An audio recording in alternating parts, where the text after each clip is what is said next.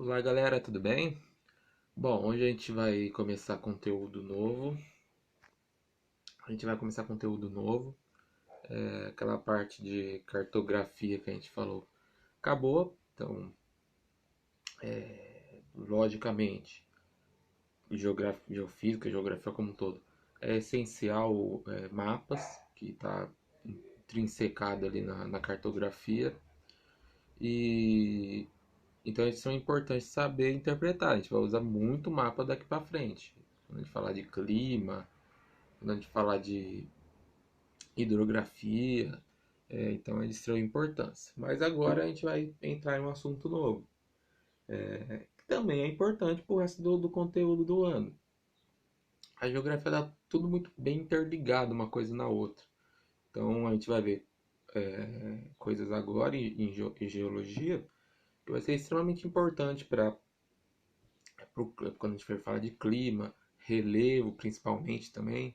Então tá tudo bem uma coisa interligada na outra. Então é de extrema importância se compreender muito bem os conteúdos. Tudo bem? Bom, então para começar o conteúdo de geologia, a gente vai começar a falar sobre estrutura interna da Terra, que o interior da Terra é constituído e etc. Tudo bem?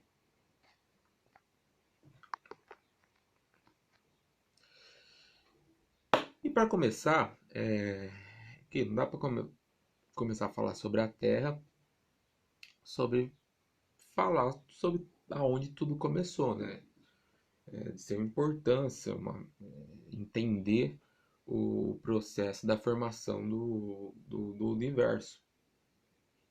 Então, a principal teoria hoje aceita na comunidade científica é a teoria do Big Bang. É a teoria do Big Bang. O Big Bang ele ocorreu ali por volta de 13,3 a 15 bilhões. Aqui que eu acho que eu já comentei com vocês, ou com alguns alunos. Uma grande dificuldade da geografia, etc., até mesmo da biologia mesmo, que eu curso, né? Essa questão de escala de tempo. Então, tem que ter uma noção de quanto é 15 bilhões de anos. Para vocês terem uma noção, o descobrimento do Brasil, se a gente for pegar, tem 500 anos, um pouquinho mais de 500 anos. Então, pra vocês verem a noção, é 15 bi.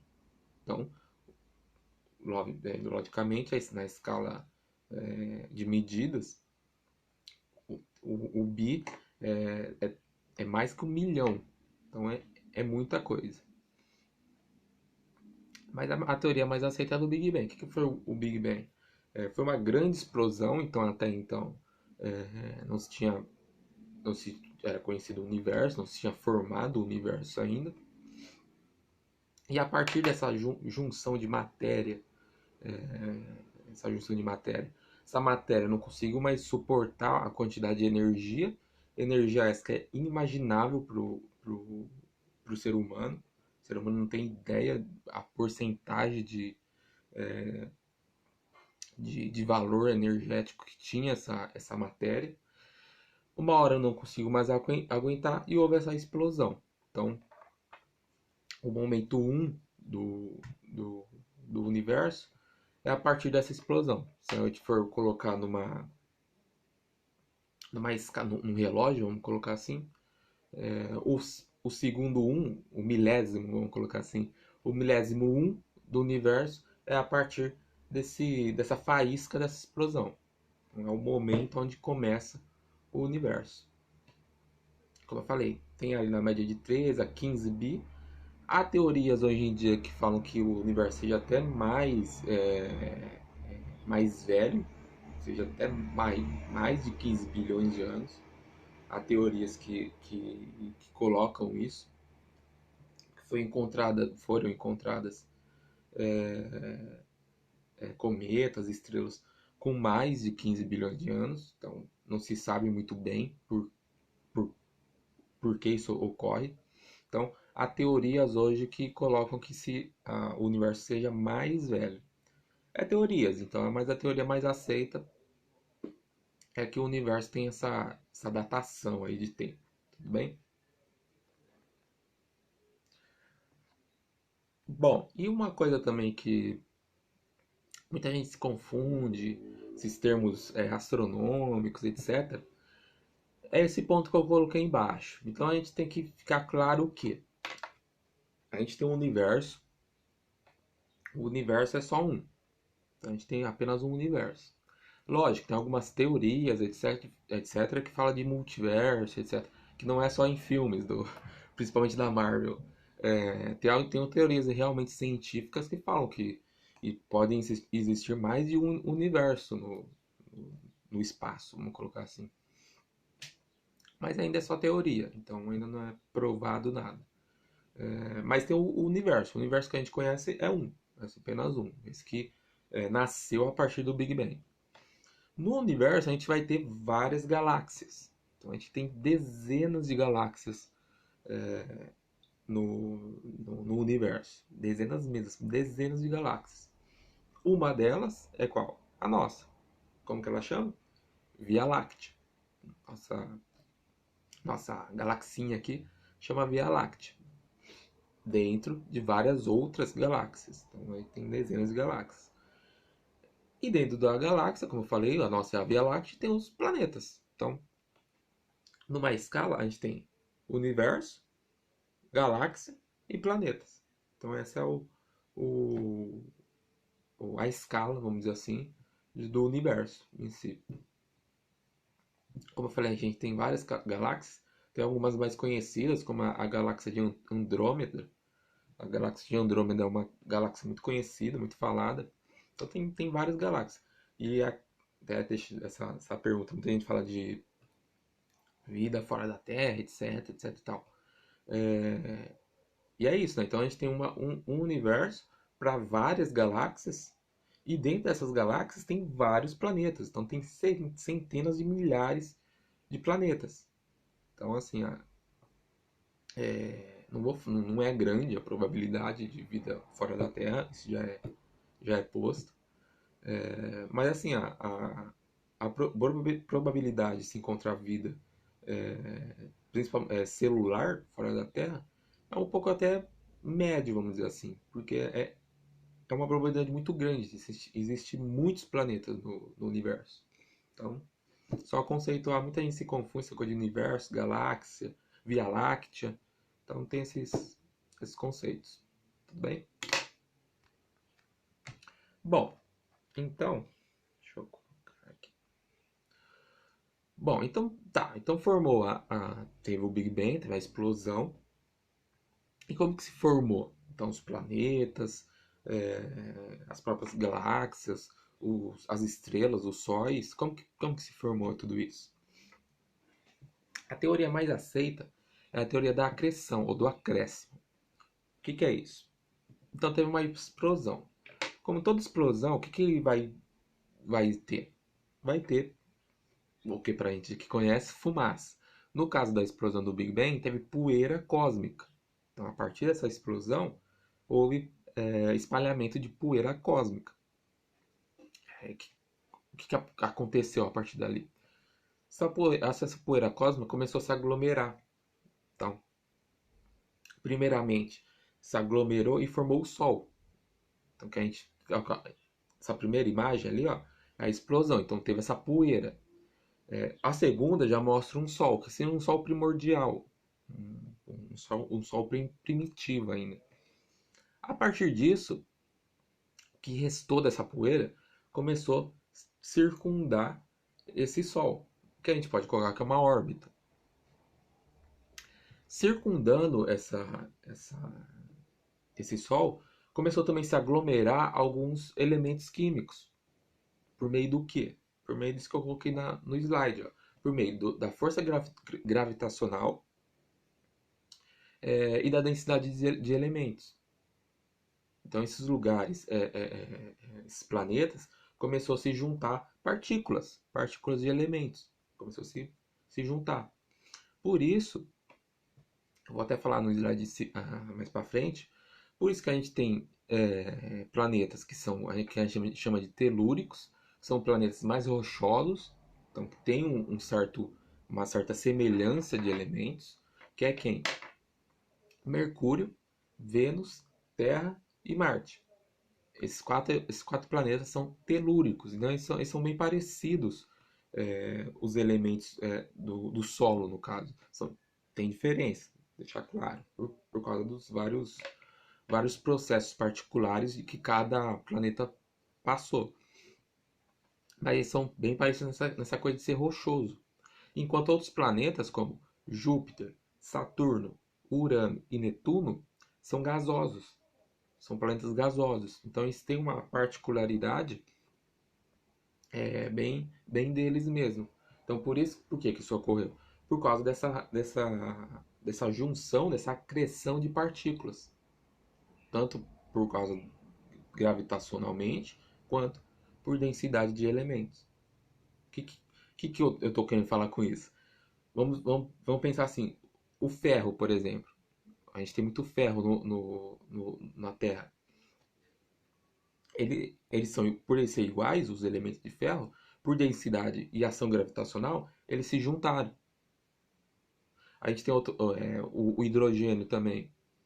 Por essa semelhança que eles têm, a mesma partícula, eles se juntaram. E assim foi ocorrendo esse processo.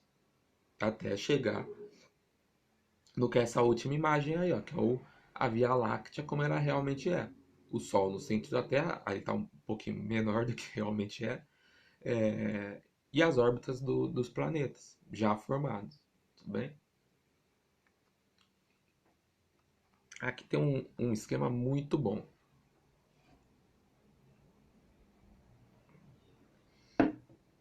que mostra esse processo de formação. Deixa eu abrir aqui.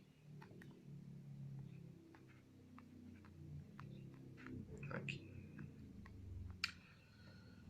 Então, ó, tinha lá, então a gente, voltando, a gente tinha poeira cósmica da explosão do Big Bang. Com isso, essa atração gravitacional começou a se juntar a partículas, como essa primeira imagem. Já tinha várias pequenas partículas, e até colocam planetesimas, os imais, como é falado. Começou a se juntar, como coalizão, etc. Principalmente por meio de coalizão, um se coadindo com o outro, e se juntando. E com isso se formou o planeta, que até então era chamado protoplaneta. Por que é um protoplaneta? Porque com essa coalizão, essa colisão de partículas, qual que é o preceito fundamental a ocorrer? Aumentar a temperatura. Então essa, essa, essa coalizão de elementos, você aumenta a temperatura. Então formou um protoplaneta. Então um planeta muito quente, era praticamente formado uma bola de fogo mesmo. Era uma bola de fogo. Essas imagens seguidas são extremamente bolas de fogo, realmente.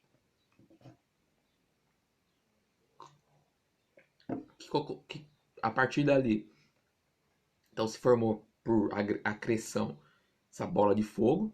Se essas partículas começaram a se juntar, começou a formar uma bola de fogo pela colisão, né? E compressão também, como está nessa imagem, compressão. Só que a partir do momento,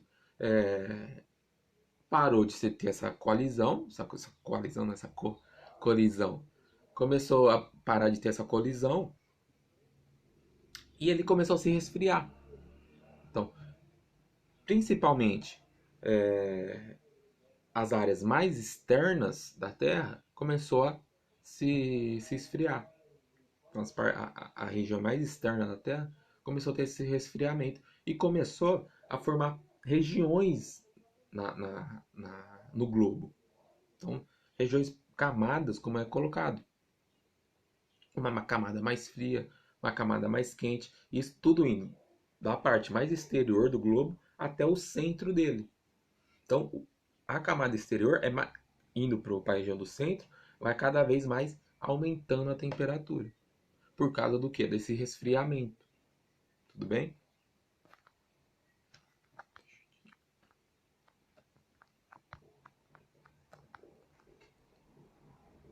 E a partir desse ponto, a partir desse momento onde se coloca que se forma um planeta mesmo, mesmo sendo essa bola de fogo ainda, esse protoplaneta, é basicamente por meio de a idade no caso, 4,5 bilhões de anos atrás. Então vamos lá, ó, essa escala do tempo. A gente tinha,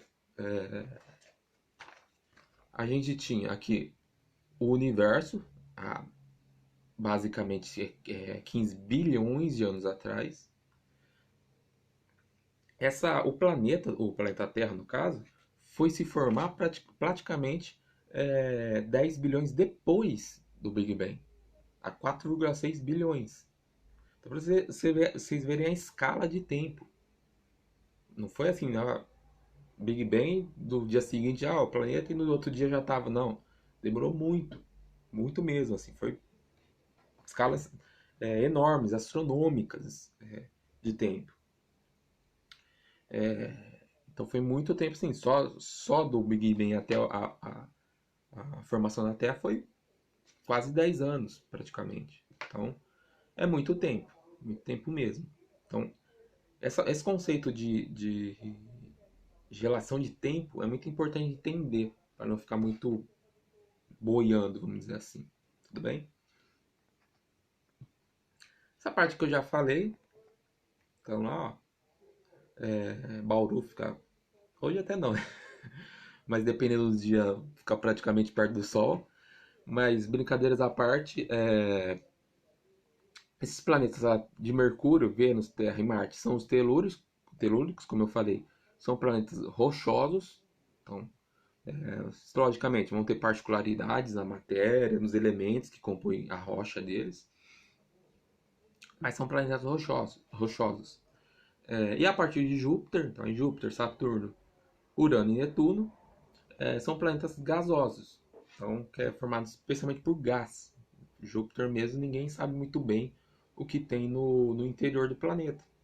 Ninguém sabe muito bem, nunca nenhuma sonda chegou no interior, então tem essa dúvida, mas sabe-se que é um planeta gasoso. E Plutão, que está lá no fundo, né, que eu não coloquei, mas hoje em dia ele sempre volta, vem e volta, vai e volta. Mas o Plutão ele é considerado um planeta não, né? Então, não é, pelo tamanho dele, ele não é considerado um planeta, como um planeta de fato. Então, dessas divisões.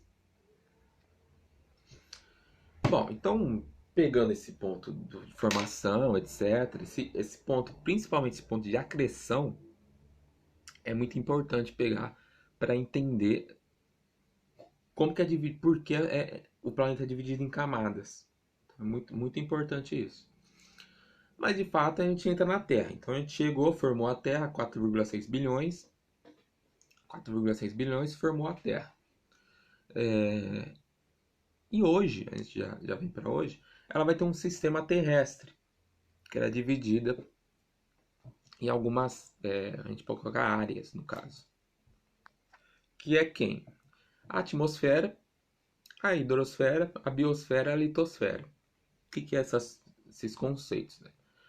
A atmosfera, como acho que todo mundo conhece, é a parte gasosa do planeta. Então aqui, ó, onde a gente está aqui, respirando, é o que? Atmosfera. A atmosfera vai ter também vai ter essa parte gasosa do planeta, vai ter algumas divisões. A gente também vai estudar isso quando a gente for falar de clima.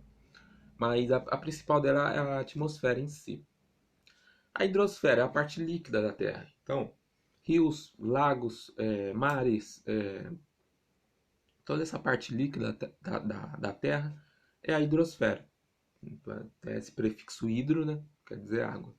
A biosfera, então toda parte onde vai conter vida. Então, onde tem uma biota, então onde vai ter vida, e juntamente com a interação com a atmosfera, com a hidrosfera e com a litosfera, vai se formar uma biosfera. Então, a biosfera é a atmosfera, a hidrosfera e a litosfera, juntamente com a biota. O que é biota? É vida, é vida. Tudo bem?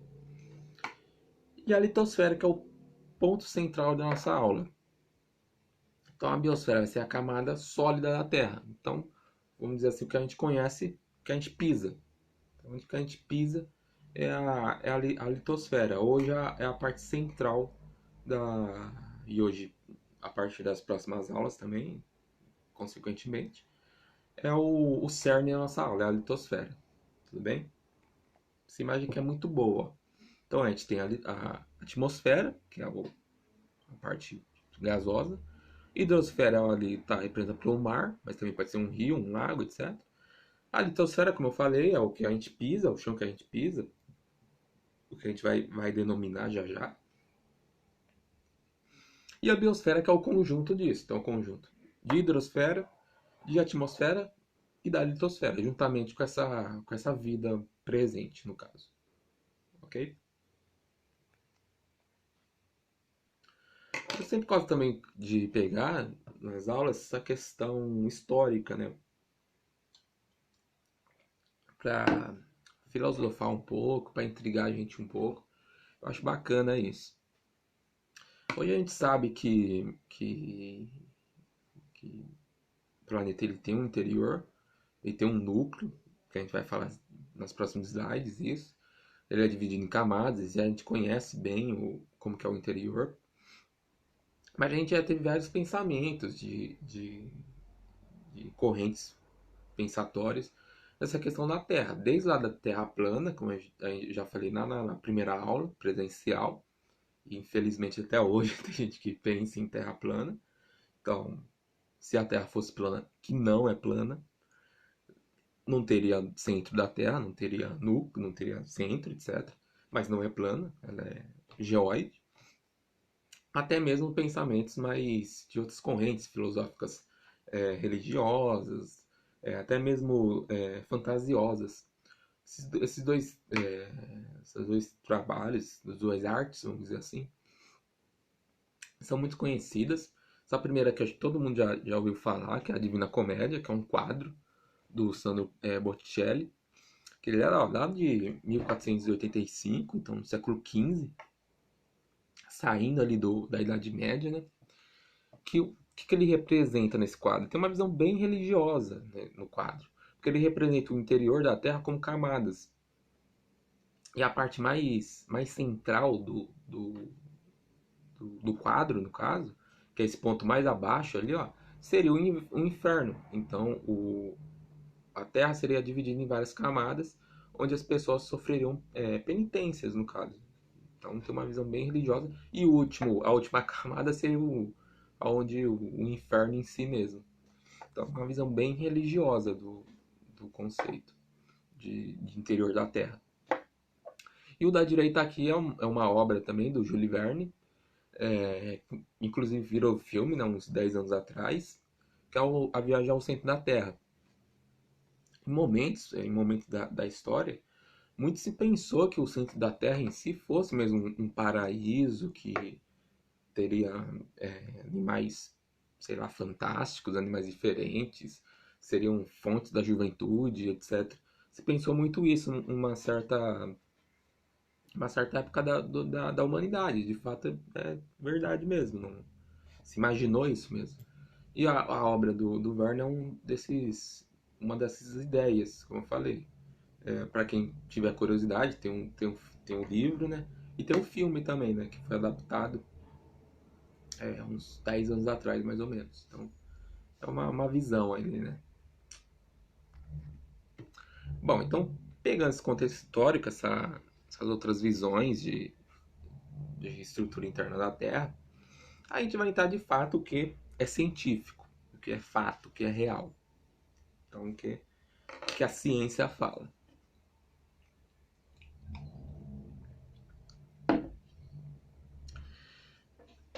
A Terra, como eu falei, ela vai ser dividida em camadas. Então, ela é posta em camadas. Então, da superfície da Terra até o centro da Terra, a gente vai ter algumas camadas de diferentes composições químicas e físicas.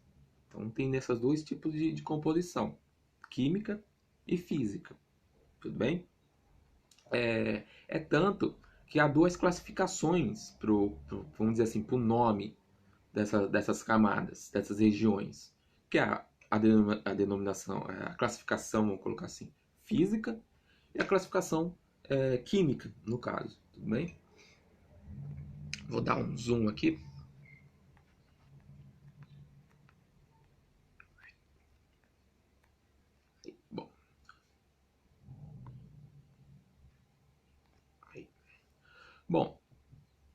Então, ó, na parte,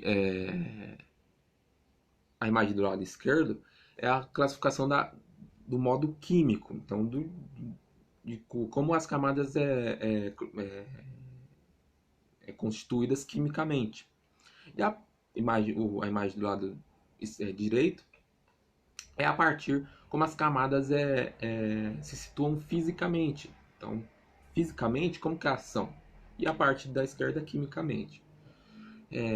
A primeira ali, que é a superfície, ela pode ser chamada de crosta. Então, a gente tem a crosta ou litosfera. Então, crosta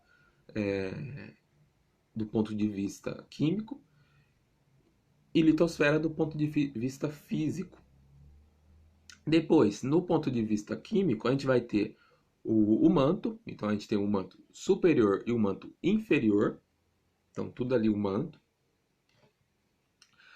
Na parte física, esse mesmo manto vai ter duas classificações, que é a atenosfera, que é uma parte mais próxima da crosta, ou da litosfera, e a mesosfera, que seria o manto inferior. Então, tem essa classificação. E aí, tanto na física quanto na química, eles colocam o núcleo como duas regiões. Então, tem um núcleo, só que tem um núcleo interno e tem um núcleo externo. Tudo bem? Eu vou dar todas as características nos próximos slides dessas regiões. Mas é bom visualizar isso. A gente, como, por exemplo, se tiver numa questão litosfera, o que é a litosfera? É a crosta. Então, crosta, quando se fala de litosfera, é a crosta e a litosfera. Então, o que pode mudar é o que? A litosfera ela é um pouco mais, tem um pouco mais de grossura de tamanho, enquanto a crosta é um pouco mais fina, no caso, química. Mas em si, quando se fala de crosta, se fala de litosfera também, tudo bem? Quando se fala de mesosfera, é o manto inferior. Então, são regiões iguais, mudam só características físicas e químicas, ok? Então vamos começar caracterizando essas regiões. Começando pela crosta, crosta terrestre ou litosfera. Ela é a camada mais externa da Terra. Então o que a gente pisa aqui, ó, tô pisando, na verdade tô pisando no meu piso, né? Mas vamos colocar, em cima do piso vai ter o quê? Vai ter a crosta. Logicamente, vai ter formas rochosas, etc. Terra, etc. Mas o que a gente pisa é a crosta. Eu gosto sempre de comparar, até meio bobo isso, mas eu gosto sempre de comparar um ovo. Pensa num ovo. Um ovo de galinha mesmo. A crosta seria a casca. A crosta seria a casca. Então é extremamente fina em comparação às outras camadas. É extremamente fina, fina mesmo assim, é quase nada imposto em relação às outras camadas da Terra. E é a superfície ali. Tudo bem? Ela é sólida, então ela é extremamente sólida a crosta. Não tem parte líquida, não tem parte gasosa, então é extremamente sólida. Ah, mas e o oceano? O oceano é hidrosfera, não é litosfera. E ela é dividida em duas. Ela vai ser dividida em duas. Ela vai ser dividida na parte oceânica e na parte continental. Como o próprio nome já diz, a parte oceânica vai ser a parte mais vistosa na parte do oceano, e a parte da continental, os continentes. Então, os continentes, por exemplo, a América do Sul, ela tá em cima a gente está em cima do quê? De uma crosta continental. Tudo bem? Tem essas diferenças. O que é bacana colocar aqui, vamos dizer assim, aqui tem a crosta, como está essa imagem aqui, ó. Aqui tem a crosta oceânica e por cima vai ficar a crosta continental. Então é mais ou menos isso, ó. Crosta oceânica e crosta continental. A continental fica acima da oceânica. Tudo bem? Para ter essa diferenciação, A crosta terrestre, até como está mostrando nessa imagem aqui, ó, ela, ela é mais grossa, a espessura dela é maior do que a crosta oceânica. A crosta oceânica tem na faixa de 4 a 8 quilômetros de espessura. Então, se você pegar o oceano, se pegar lá o centrão do oceano, se você pegar a parte se você está aqui até a parte mais funda da crosta, ela vai ter ali no máximo 8 quilômetros de espessura. Algumas chegam a 4, então é bem fininho mesmo. Já a crosta continental, ela é mais grossa, então ela varia de 30 a 70 quilômetros de extensão, de espessura, né, na verdade. Então, regiões que você tem mais elevadas, se você pegar, por exemplo, Cordilheira do Himalaia, ela vai ser o quê? Ela vai ser mais alta. Então, nessas regiões vão ser mais altas ainda. Então, tem essa diferença. Composição dela. A composição da crosta terrestre, eu coloquei terrestre, né? Mas é continental. Foi mal. É crosta continental, não é terrestre. A composição química da crosta continental é o Cial. Então, é um silicato de alumínio. Então, você vai ter muito alumínio. Você vai ter outros componentes? Tem outros componentes, tanto na crosta oceânica quanto na crosta continental. Mas o grosso quimicamente é o Cial, que é o silicato de alumínio. O que é o silicato de alumínio? É um conjunto ali de silício com alumínio, ok? Enquanto a crosta oceânica, ela tem muito silicato de magnésio, então cima, né? Cima. Então tem muito esse silicato de magnésio. Então tem essa diferença quimicamente também um do outro. Se aparecer no vestibular Cial e Cima, que às vezes um vestibular mais que detalha mais uma questão, etc., mais técnico, vamos dizer assim, eles pedem para associar o Cial com o Cima. Lembra sempre, Cial, crosta oceânica, Cima, crosta Cial, crosta continental, Cima, crosta oceânica, tudo bem? E morfologicamente, vamos dizer assim, a crosta continental ela vai ser constituída de granitos, magmatitos e rochas sedimentares. A gente vai ter uma aula sobre rochas, então ficar tranquilo se vocês não conseguirem entender esses conceitos. A gente vai ter uma aula sobre rochas. Mas, por exemplo, o granito é o granito mesmo. Muita gente tem pia de granito, vocês já ouviram falar? Aquela cheio de pontinhos. Aquilo é um granito, aquilo lá. Logicamente, o granito que tem na pia é um granito trabalhado, se lixa o granito, corta o granito, não é o granito bruto encontrado na natureza, mas é o granito. Então, pra vocês terem uma noção. E na crosta oceânica, é oriundo do quê? O basalto. O basalto, o basalto que dá origem ao asfalto. O asfalto que a gente tem, a matéria-prima dele é o basalto. Então, que a gente encontra na crosta oceânica. Então, o assoalho do oceano é feito de basalto. Então, fica aí a questão morfológica. O manto.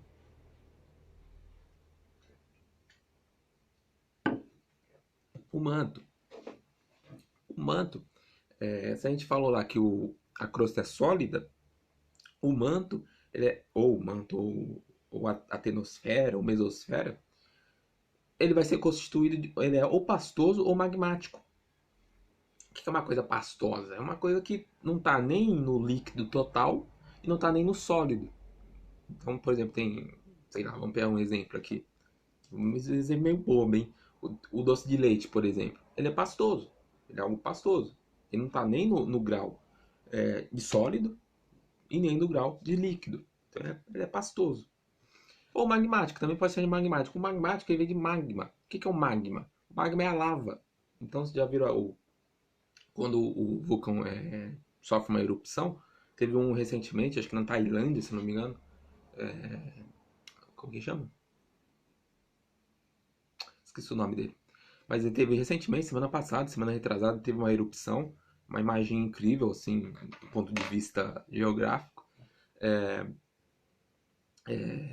E aquilo é o magma, é a lava. Então, você acha que todo mundo já viu uma lava quando o vulcão sofre uma erupção. Aquilo lá é uma coisa, um magma aquilo lá. A gente vai falar mais também, quando a gente for falar de vulcanismo, a gente fala de magma, de lava, etc. Então, essa é a composição do manto.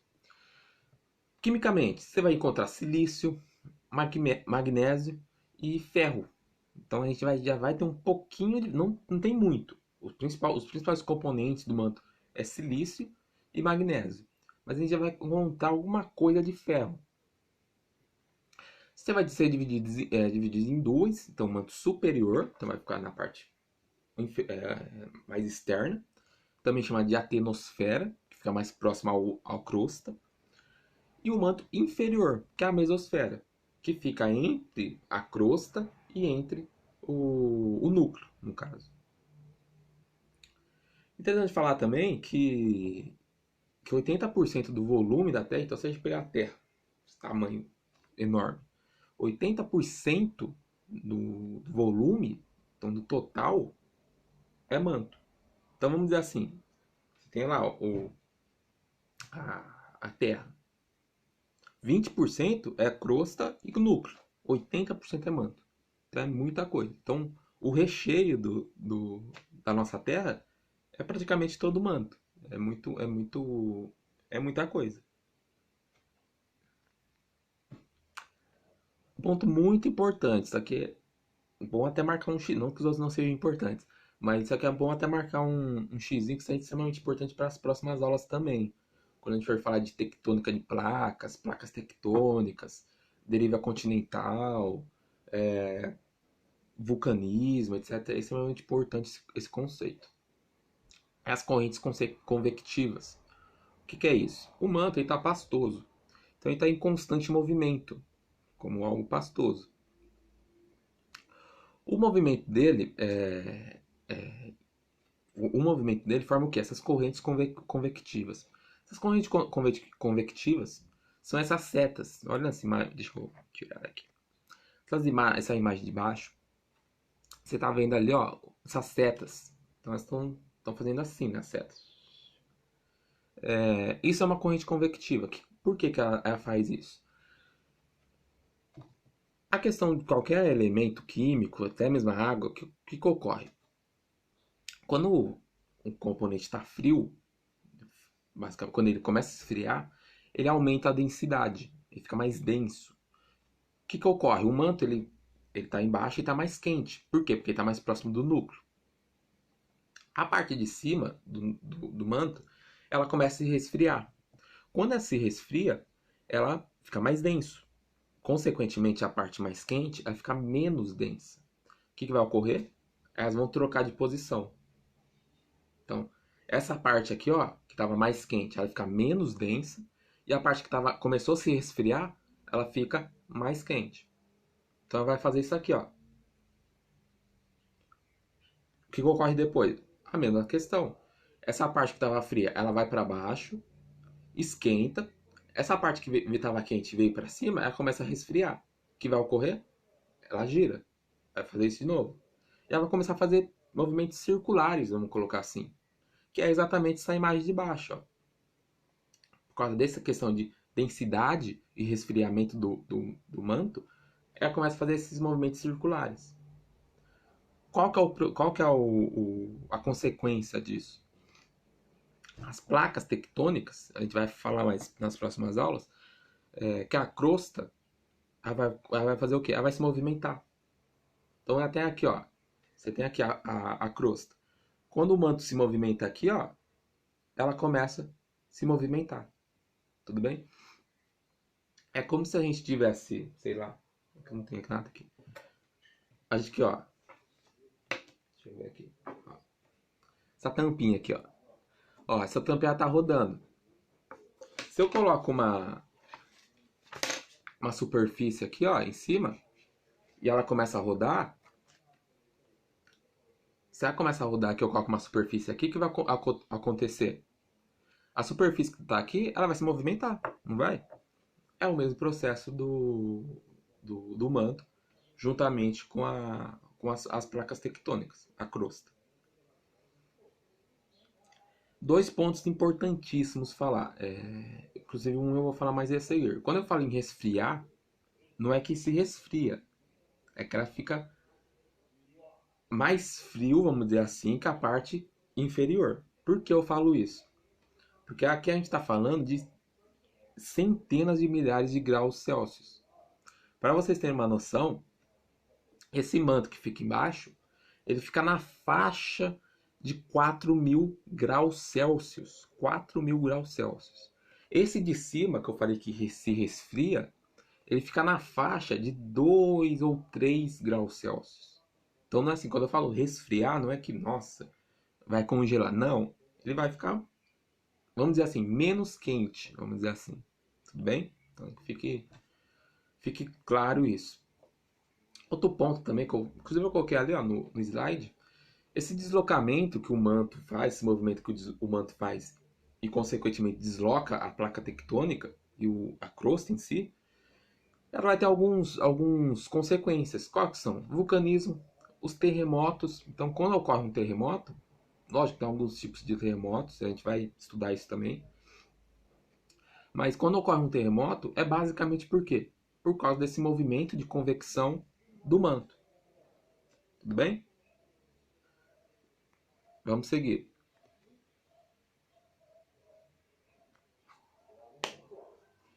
E a gente chega no núcleo, que é a parte mais interior do planeta. Que é a parte mais interior do planeta, a parte que fica mais centralmente no planeta. Também pode ser chamada de endosfera. Então, núcleo é a denominação química e endosfera a denominação física do conceito. Ele é formado de níquel e esse níquel, inclusive eu tô ali, ó, tá marcado, ele também pode ser chamado de NIF. Então, quando vocês ouvirem, por que chamar NIF? Por que o núcleo também pode ser chamado de NIF? Por causa que ele é formado basicamente por dois elementos, níquel e ferro. Tudo bem? E aí vocês devem estar pensando.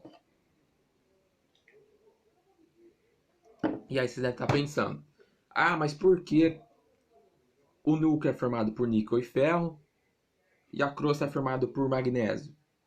E a crosta continental é formada por alumínio. Por quê? Por causa simplesmente da densidade. Lá quando se formou a Terra, o que ocorreu? Quando se resfriou a Terra, esses elementos mais pesados, e o ferro é um dos elementos mais pesados do universo, eles foram para o centro da Terra, no caso, porque ele é muito denso. Enquanto os outros elementos, como o alumínio, como o magnésio, que são menos densos, eles ficaram mais na superfície. Tudo bem?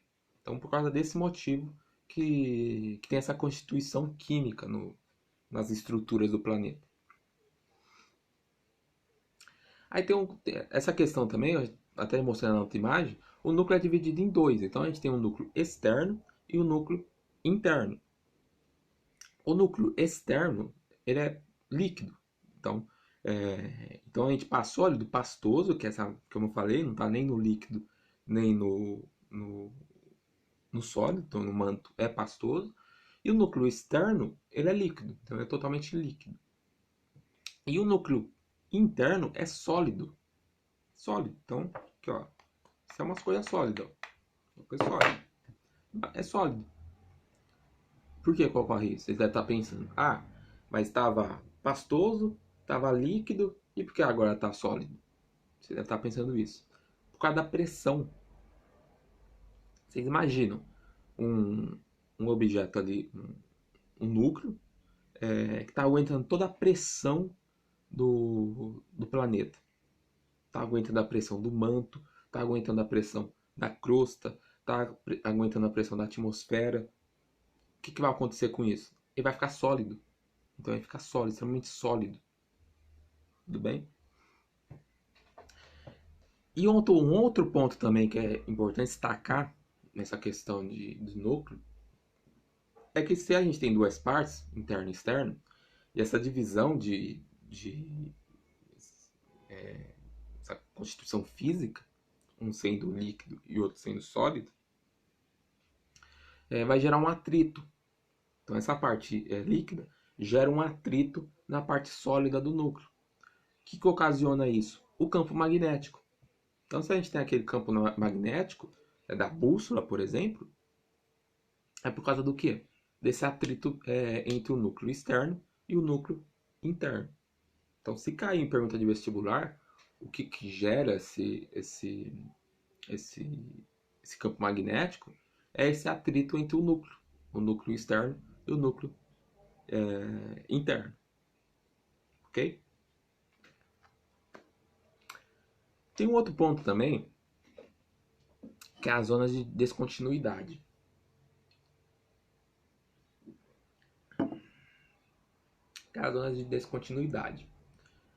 Por quê? A gente tem camadas. Então, a gente vai ter uma camada aqui. A gente tem camadas, tudo bem? A gente tem 3 camadas. Então a gente tem lá uma camada que é sólida, que é a crosta, totalmente sólida. A gente tem uma camada pastosa, que é o manto. E tem uma camada líquida, que é o núcleo externo. Ele não. Essa composição física dele, essas composições físicas, ela não muda de uma hora para outra. Então você não está aqui. Você não está aqui na crosta e do nada fica pastoso. Não. Você não está aqui no manto, que é pastoso, e do nada fica líquido. Não. Você vai ter uma zona de descontinuidade. O que vai ser isso? Vai ser as regiões que vai ficar entre essas camadas. Então, é uma zona meio de transição entre as camadas. Tudo bem?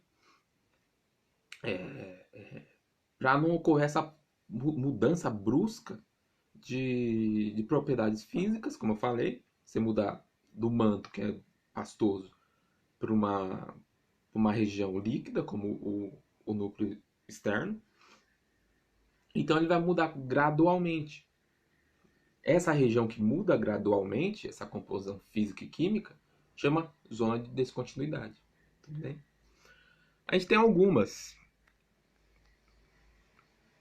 Então a gente, por exemplo, tem a descontinuidade de Mohorovic. Esses nomes que vocês estão vendo é os cientistas que descreveram essas zonas, no caso. Então a gente tem a descontinuidade. Essa primeira zona de descontinuidade de Mohorovic, ela vai ficar entre a crosta e entre o manto superior. Tudo bem? A segunda ali, ó, a descontinuidade de repetir, ela fica entre o manto superior e o manto inferior. A próxima de Gutenberg, ela fica entre o manto inferior e o núcleo externo. E a de Lehmann entre o núcleo externo e o interno. As zonas de descontinuidade, elas vão cair mais, sim, já vi alguns cair de Gutenberg, ela cai bastante. E a de Lehmann um pouco, assim. A de Rept eu nunca vi muito. Mas essas duas, até a de Mohorovic também, ela cai bastante também. Essas são as que caem mais, assim. Mas tem que ficar isso. Zona de descontinuidade é uma zona de transição entre camadas. Tudo bem?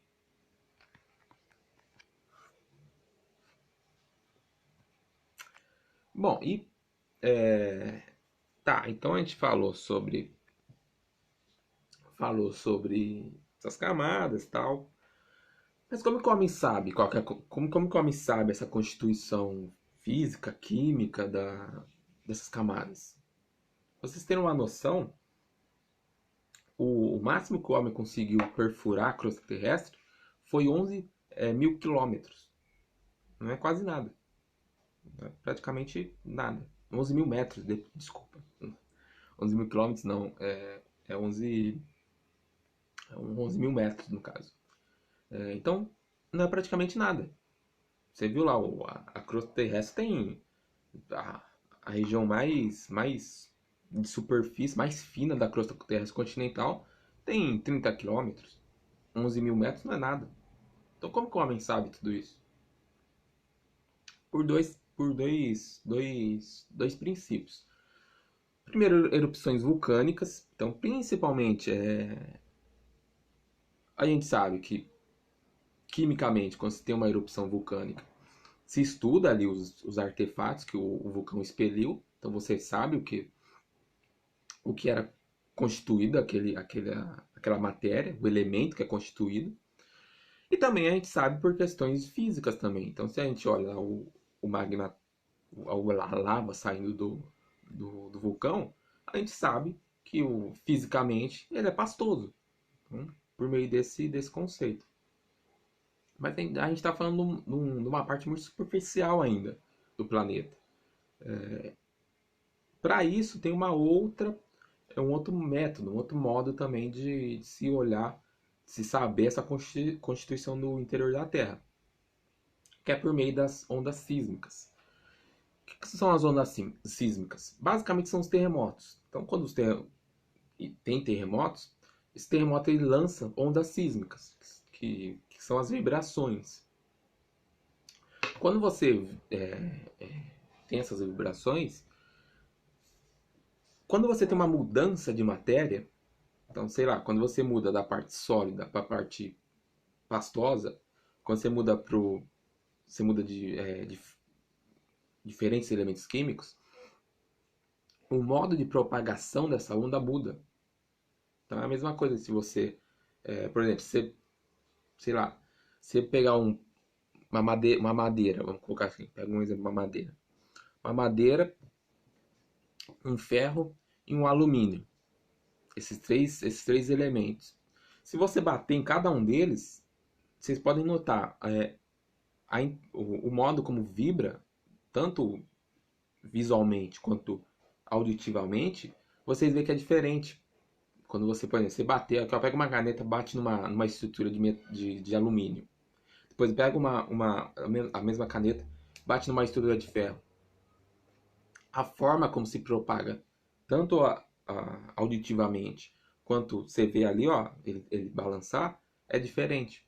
Então, é mais ou menos esse conceito. Então, quando tem essas ondas sísmicas, se você está num tipo de elemento químico e essa onda sísmica passa por esse elemento químico e vai para um outro elemento químico, ele vai mudar a forma de propagação de onda. Então, isso é registrado por aonde? A gente chama de sismógrafos, que são máquinas que registram essas ondas. Então é por meio disso que a gente sabe, por exemplo, a constituição do manto. Tudo bem?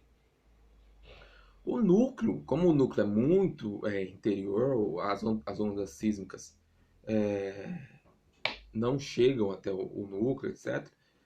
Se tem uma ideia do que é o núcleo. Então, o núcleo cientificamente é muito pouco conhecido. Então, se tem uma ideia do que possa ser. Então, essa questão de ele ser sólido mesmo, o núcleo interno, é quase 100%, 100% aceito pela comunidade científica. Mas por quê? Por meio de estudos. Porque se sabe que uma grande pressão se tornaria uma área sólida.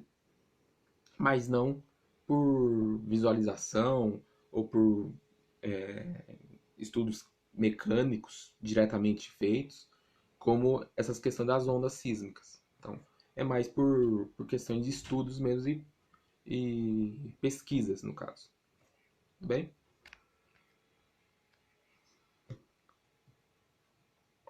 É interessante mostrar também, eu falei para vocês sobre a questão do grau, né? A questão do grau entre o manto, um manto e outro. A questão que eu falei lá sobre a densidade. Tem um conceito muito interessante posto nessa questão de regiões do interior da Terra, que é o grau geotérmico. O geotérmico. O que é o grau geotérmico? Ele fala que a cada 30 ou 40 metros que você, a cada 30 ou 40 metros a mais na profundidade do interior da Terra, aumenta 1 grau Celsius na temperatura. Então, se você está aqui ó, na crosta, se você descer 30 metros, vai aumentar 1 grau. Se você descer mais 30 metros, vai aumentar outro grau. E assim consequentemente. Tudo bem? Se você descer 10 metros, vai aumentar 300 graus. Na média, na verdade. Então é basicamente isso. Na verdade é ao contrário, né? Se descer 300 metros, você vai aumentar 10 graus e não 300 graus. Né? Então se você perfurar na crosta terrestre 300 metros, aumenta 10 graus. Esse é um dos motivos que o homem não conseguiu perfurar tanto a crosta terrestre.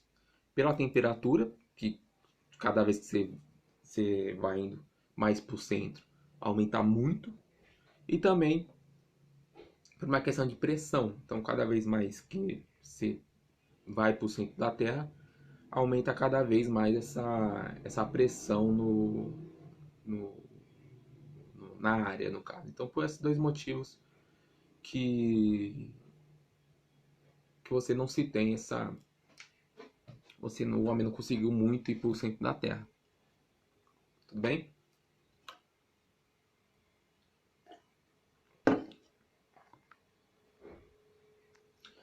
E aí a gente vai falar sobre eras geológicas. Eras geológicas é um conceito um pouquinho que não cai muito em vestibular, mas é bom dar uma conceitualizada, porque é interessante a gente entender, principalmente esse conceito de Big Bang, formação da Terra, etc. É interessante a gente conceituar, bem?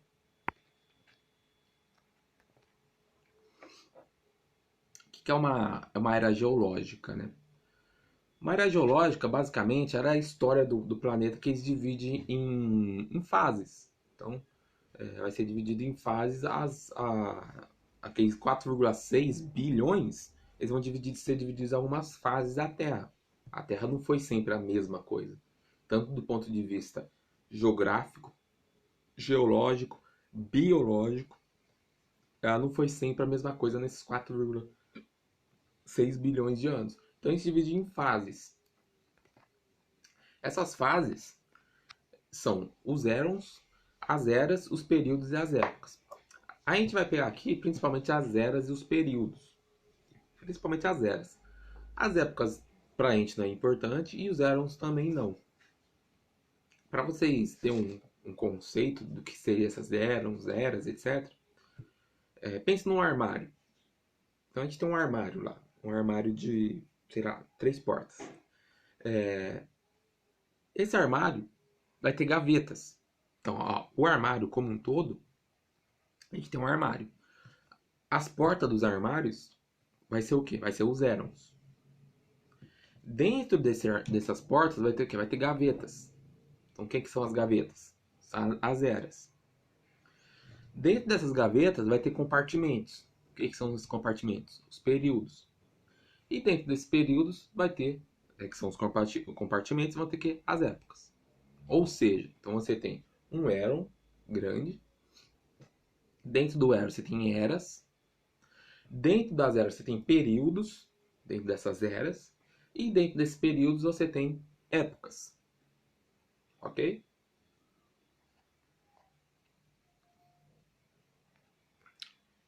O primeiro, a primeira era, então a gente começa por era. A primeira era é a azoica, ou adiano, como é chamado. É uma adiano porque é interessante até falar historicamente, porque ele vem de Hades. Quem foi Hades? Hades é o deus da destruição da filosofia grega, da mitologia grega, né? É o Hades, então ele que é o deus do submundo, etc. Assistam. Esqueci o nome do filme. Fúria de Titãs. Assistam Fúria de Titãs, que fala muito sobre Hades, Zeus, Poseidon. Então, dica aí de filme. Mas voltando. Então por isso que é chamado de Adiano também, porque esse vai vem do Hades. E por que Adiano? Porque era um período extremamente, parecia realmente um inferno na Terra. A Terra tinha acabado de ser originada, vamos colocar assim. Tá começando a se resfriar, então você tinha uma intensa precipitação, você tinha uma intensa vulcanismo, meteoros caindo diariamente, cada hora caindo meteoros. Então era um inferno mesmo, o período adiano. Muitos estudiosos nem consideram esse período uma era, a era azoica. Mas aqui a gente coloca como uma era. Era uma era sem vida, nesse contexto perceptível que não tinha vida. Então não tinha vida nenhuma. E ele durou ali de 4 a 6, então logo no começo da Terra, até 3,8 bilhões de anos. Então esse é o período que ele perdura ali na história da Terra. E aí a gente vai para o pré-cambriano. O pré-cambriano,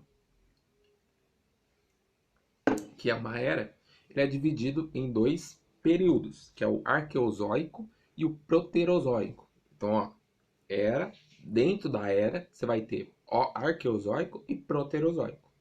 Tudo bem? O que ocorreu? Por que tem essa mudança? Como eu falei, é fases. Então, na primeira fase, ó, era um inferno essa terra aqui, não tinha vida nenhuma.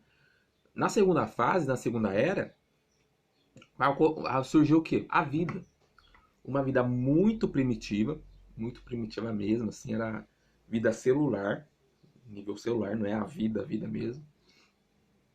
Vida a nível celular, e principalmente unicelulares. Então, você não vai ter seres multicelulares, vai ter seres unicelulares. E o surgimento da crosta. Então, que até então era ali uma bola de fogo, uma bola de lava, ele começa a se resfriar e começa a formar a crosta. Tudo bem? Isso no Arqueozoico. No Proterozoico, começa as algas. Então, ó, começou a evoluir. A gente só tinha primeiras manifestações de vidas. São células, etc. Vocês devem ter visto a origem da vida em biologia. Então você vai ter lá que é a questão de células ali. Já no Proterozoico, já começa a surgir as primeiras algas fotossintéticas. Tudo bem? Em questões de anos, ó, no Arqueozoico é 3,8 a 2,5 bilhões. No Proterozoico é 2,5 a 590 milhões. Então, você vê a quantidade de anos. Então, por isso que eu falei, é bom a gente conceituar a questão de escala. É muito tempo. É muito tempo. A gente é uma faísca no tempo. A gente vive o quê? 70 anos. Você imagina em 1 milhão de anos. Então é muita coisa. Quando surgiu as algas fotossintéticas, de fato, o que vem junto com elas? O oxigênio. Se elas estão fazendo fotossíntese, elas começam a expelir o oxigênio para a atmosfera. Até então não tinha oxigênio na atmosfera. A atmosfera basicamente carbono, amônia. Você não tinha o oxigênio. Se tinha oxigênio, era em pequenas quantidades. Pequenas mesmo, assim. Quase nada. As algas fotossintéticas elas começam a fazer essa fotossíntese e, consequentemente, esse oxigênio começa a surgir. E aí a gente entra na era paleozoica. Então, vamos lá. A gente estava na era azoica, foi para a era pré-cambriana e agora a gente está na era paleozoica. A era paleozoica é dividida em alguns períodos, 6 períodos na verdade, que é o cambriano, o ordoviciano, siluriano, devoniano, carbonífero e permiano. Nessa ordem. Tudo bem? Tá até as setinhas ali para ficar mais claro. O que a gente vai ter? Cambriano, desenvolvimento nos oceanos de vida. Então, o que era uma célula virou uma alga, você começa a ter um grande desenvolvimento de vida nos oceanos, principalmente invertebrados. Então, crustáceos, é, crustáceos, esponjas do mar. A gente vai ter também alguns artrópodes, grandes artrópodes, na verdade. Então você tem esse grande desenvolvimento no oceano.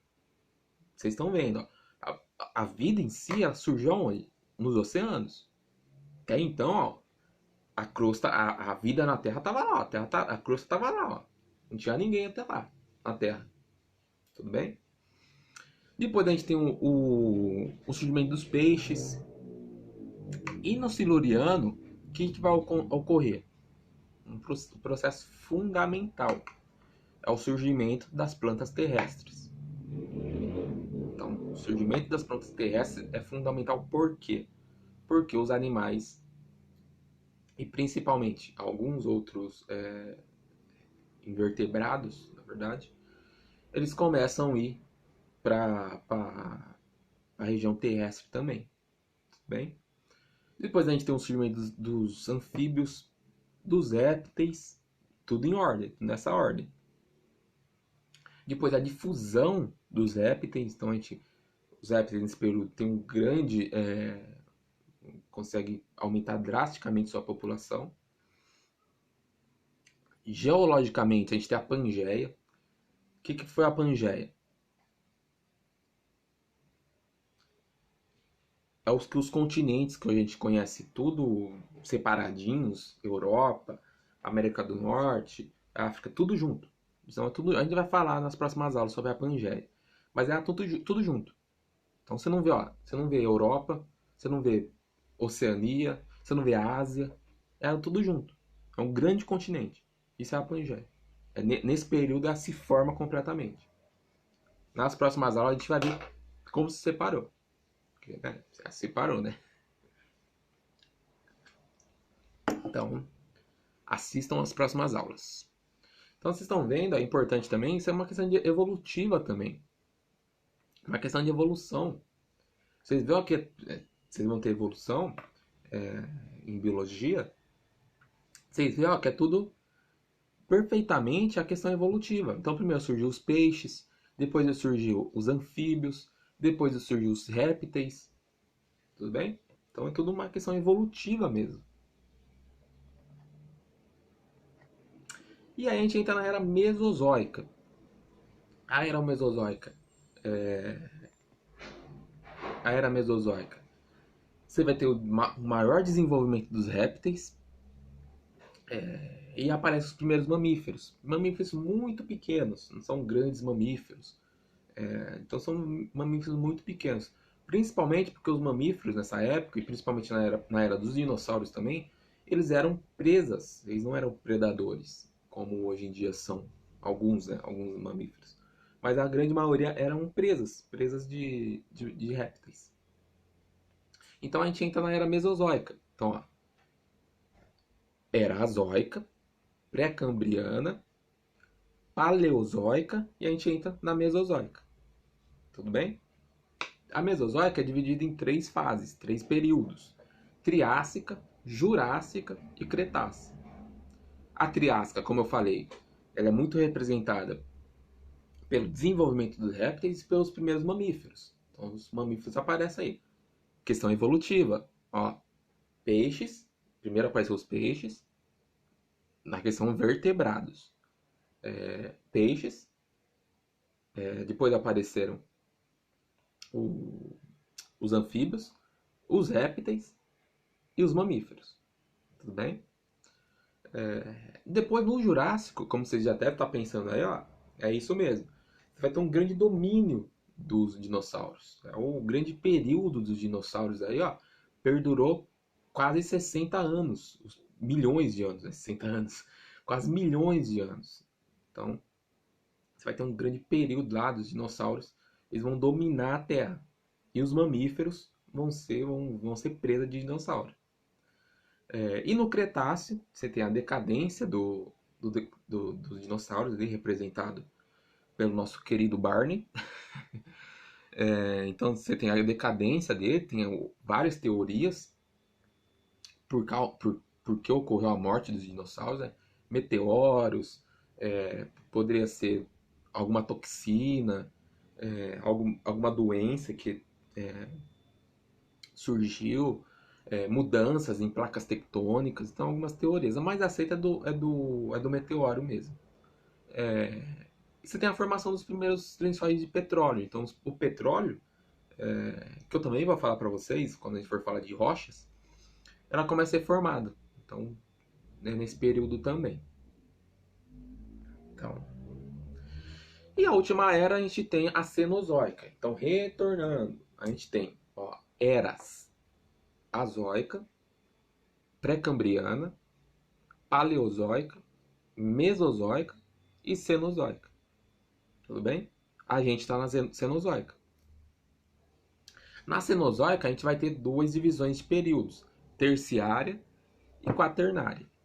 A terciária durou de 65 milhões de anos a 2 milhões de anos. E ela vai ser muito representada por quê? Formação de cadeias de montanhas. Então, por exemplo, o Himalaia, conhece o Himalaia no Nepal? Foi formado no terciário. Aqui pertinho, aqui, ó, os Andes, no Chile, Peru, Argentina, também foi formado nesse período. Então, são ditas, né, como cadeias muito novas, recentes, cadeias de montanhas. E também, nesse período, também a gente tem o surgimento de grandes mamíferos, como, qualquer aqui, ó, os mamutes. Quem já viu aí o Era do Gelo, já viu um mamute. E também, principalmente, o surgimento principalmente do ancestral do homem, que é o Australopithecus. Que é um ancestral humanoide que viveu aí nesse período terciário. Tudo bem? E depois a gente tem o quaternário, que vai, né, de 2 milhões de anos atrás até os dias de hoje. Então a gente está no período quaternário. O que a gente vai ter de ocasiões nesse período? O nosso surgimento, então o surgimento do Homo sapiens, como a nossa espécie, ela surgiu nesse período, e as grandes glaciações, que mudou muito a configuração de também questões de geológicas e biológicas. Por exemplo, não foi muito por essa questão de glaciações, um pouco sim, mas a extinção do mamute. O mamute não foi extinto, né? Aí da Terra. Então, é um dos motivos dessas glaciações, essas grandes glaciações lá todo mundo assiste lá, Era do Gelo. Foi um período. Mas as glaciações sempre teve, é bom lembrar disso. Logicamente, lá do começo não, mas a partir de um certo momento, sempre teve grandes glaciações na Terra. Tudo bem? Esse desenho eu gosto muito, então, se vocês puderem, vocês dá uma pausada, que é interessante vocês observarem, ó. Desde da formação da Terra lá, ó, começa a formação de rochas, depois mais no Paleozoico, surgimento dos peixes, das plantas terrestres. É muito interessante essa imagem. Depois ainda dos insetos, dos répteis. Aí depois mais aqui pro final, aqui pro Cenozoico, você tem um surgimento ali, ó, idades glaciais, grandes cadeias, mamute, né, que eu acabei de falar, e o homem, que é o que a gente mais nossa espécie, né. E por último, eu gosto sempre de colocar esse relógio geológico, é muito interessante esse relógio, que ele mostra o quê? É uma proporção, para a gente ter uma noção de tempo geológico. É que eu falei lá no começo da aula, uma das coisas mais difíceis que a gente tem para ter noção é a relação de tempo. O que é 15 bilhões de anos? O que é 4,6 bilhões de anos? O que é isso? Acho que é um número muito grande que o homem não consegue, às vezes, imaginar o que seria isso. Por isso que é muito interessante esse exercício, até mesmo mental, que é o tempo geológico. Então, se você for dividir esse tempo de 15 bilhões de anos, 14,6 bilhões de anos, em 24 horas, o que a gente vai ter? Então, ó, a Terra surgiria quando? A Terra surgiria ali só na faixa do. Na verdade, esse é um período da Terra, né? Se você tivesse fizesse esse exercício, os primeiros organismos fotossintetizantes, como está colocado ali, como eu falei lá no começo, eles iam começar a se formar só às 6 horas da manhã. Para vocês terem uma noção. A Terra passaria 6 horas sem nada. Absolutamente nada. Sem vida alguma. Tudo bem? Só às 13 horas da tarde começaria a ter acúmulo de oxigênio na atmosfera. Então, ó, de 24 horas, se você passar, fazer essa proporção, 13 horas do tempo da Terra foi sem oxigênio. Vamos um pouquinho mais a seguir. Vamos mais adiante um pouco. As plantas que eu falei lá, as plantas é um momento importantíssimo para a Terra. É quando as plantas vão para o ambiente terrestre. Elas surgem basicamente às 10 horas da noite. Os dinossauros, que eu também falei lá, eles vão surgir um pouco antes das 23 horas. E o homem, então o homem, a gente, ali ó, tá até marcado. O Homo sapiens, ele surge às 23 horas, 59 minutos e 30 segundos. O que isso quer? O que esse exercício mental a gente tem que fazer?